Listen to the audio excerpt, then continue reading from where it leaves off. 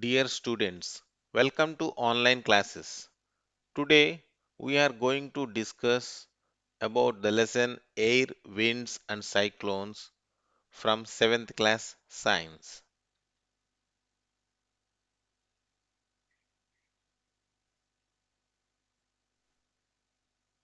In the picture,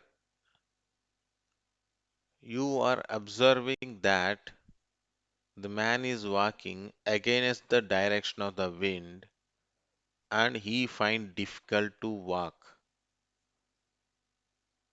Now, a boy riding a bicycle in the direction of the wind, let us see. He moves faster than usual. We know that when we ride on a bicycle in the direction of the wind, it is easy to ride the bicycle. But when we go opposite to the direction of the wind, it is very hard even to walk. The girl is shivering and the boy is feeling very happy and pleasant. Means sometimes the wind is very cold to shiver and sometimes it is very pleasant and nice.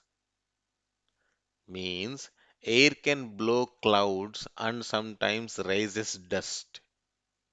It is sometimes gentle but can be really strong too and blow away the things.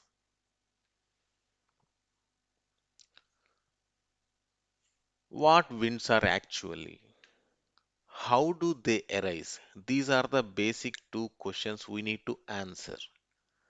The air around us is rarely still, means it is continuously moving from one direction to the other direction. So this movement is in many directions, means we cannot predict in which direction the air will blow. This is what we call winds. This moving air is known as the wind.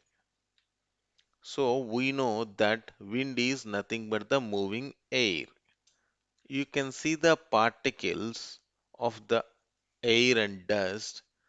They are moving continuously. Means by s- uh, by this example we can say air is also like this. It is never still. It is moving from one direction to the other. Let us do one. Where do we find air? First, let us find the air. The materials required for this are a bucket full of water, a transparent glass, and a paper. Bucket full of water, a transparent glass, and a paper. Take a paper, crumple it into a ball, and push it in the bottom of the glass. Invert this glass and immerse it into the bucket of water. Keep the glass straight and press it so that the glass is completely under the water, like as shown in the picture. Take out the glass out of the bucket and take the paper out and check whether the paper got wet or not. We observe that it is dry. Let us do two again to find air. Fill a bucket with water. Take a bottle with a narrow mouth and immerse it in the bucket till it fills with the water. What is your observation? Let us see. A bucket full of water and an empty bottle with a narrow neck. If we just immersed, we find some bubbles will come and we hear some sound also. After doing activity 1 and activity 2, we said that air is everywhere. means any bottle or glass or any other container that appears empty is actually full of water. Sorry, is actually full of air.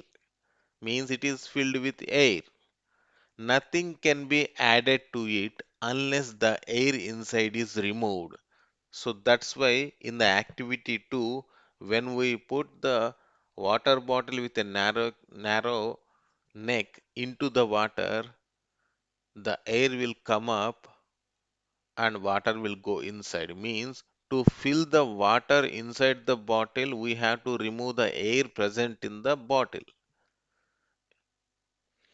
It is only when some air is removed that something else can be entered.